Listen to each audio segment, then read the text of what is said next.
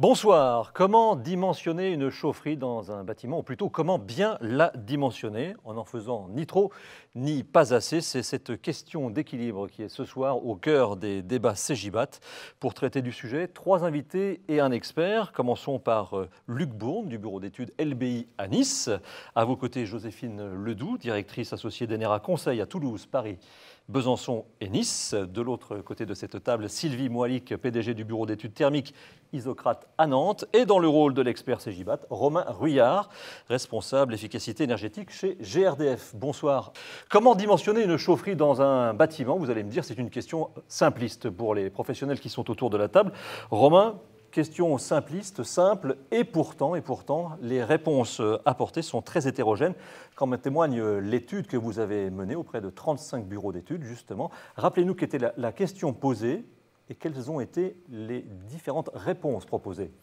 Alors la question posée était simple, c'est quelles règles appliquez-vous pour dimensionner les chaufferies? Donc question simpliste.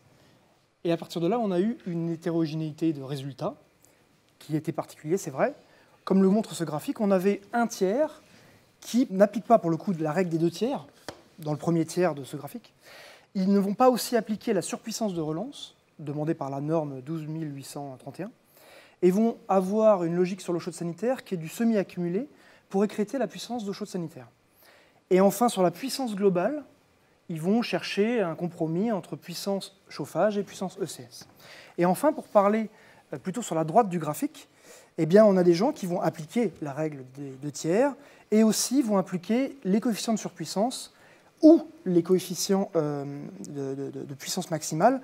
Et in fine, on se retrouve à avoir des puissances à P et à 5P, selon les méthodes de dimensionnement.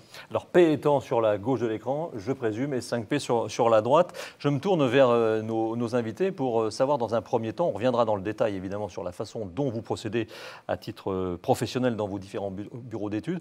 Luc Bourne, est-ce que ça vous étonne déjà cet éventail très large entre P et 5P?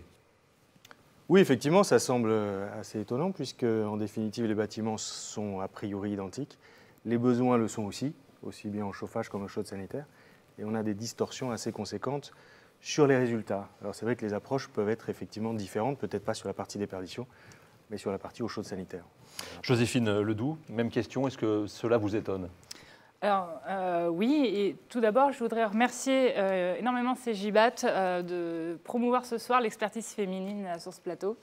Et pour répondre à votre question, effectivement, c'est étonnant, mais en même temps, les méthodes pour calculer le dimensionnement du chauffage et de l'eau chaude sanitaire sont variées. Et donc, bien que je ne m'attendais pas à ce qu'il y ait un tel écart, et je trouve que ce n'est pas si surprenant que ça.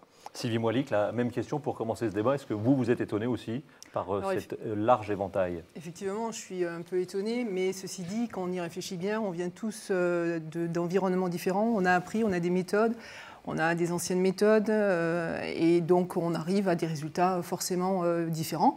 Ce qu'on voit dans ce graphe, malgré tout, c'est que 35 bureaux d'études ont répondu et que nous, on se retrouve dans ce panel. Donc c'est plutôt rassurant, mais la vraie question, c'est quelle est la bonne méthode ? Ah, ça c'est une très très bonne question. On va y revenir évidemment tout au long de ce débat. Finalement, la question que l'on se pose, est-ce que c'est bien ou est-ce que c'est moins bien? Est-ce que ça a une incidence ou pas? C'est surtout ça qui compte, Romain Ruyard. Est-ce que ça a une incidence d'être à P ou à 5P sur la performance de la chaufferie? Alors déjà, je tenais quand même à préciser que le sondage qui a été fait était réellement sur des bâtiments neufs, en fait.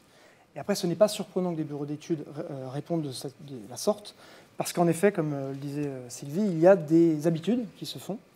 Et au regard de ces résultats, on a voulu creuser avec un laboratoire externe afin de nous dire quelles étaient les conséquences d'un surdimensionnement, tant sur la partie rendement de l'appareil, la partie confort à l'intérieur du bâtiment, et aussi sur la partie nombre d'allumages, nombre de marches arrêt. Donc les cycles.